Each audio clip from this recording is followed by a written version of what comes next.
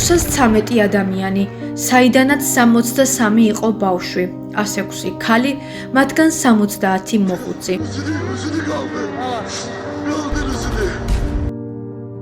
სრულად განადგურდა 8 ოჯახი.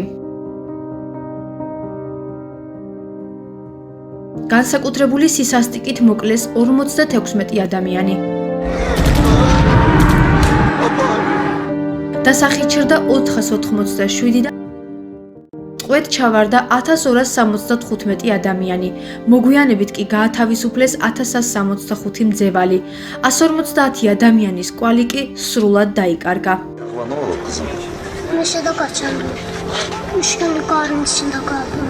ცივ ზამთარში თოვლის სისხლით იყო მორწყული.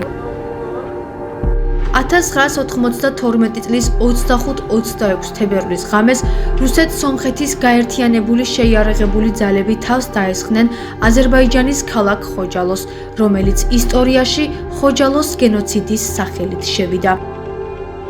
მიუხედავად მრავალი ტრაგედიისა, რომელიც აზერბაიჯანის მოსახლეობას თავს დაატყდა სომხური შეიარაღებული ძალების მხრიდან, ყველაზე სასტიკად მაინც ხოჯალოს გენოციდი ითვლება.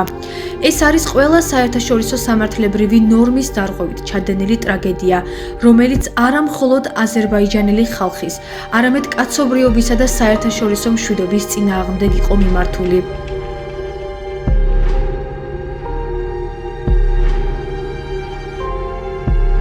1992 წლის 26 თებერვალი. სწორედ 33 წელი გავიდა ხოჯალოს იმ მძიმე ტრაგედიიდან, რომელმაც მთელი ქვეყანა მოიცვა.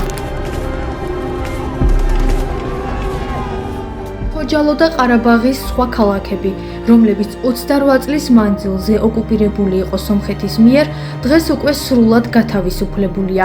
ხოჯალოელები დიდი სიამაყით დაბრუნდნენ საკუთარ სახლებში და თავისუფლად ცხოვრობენ თავიანთ სამშობლოში.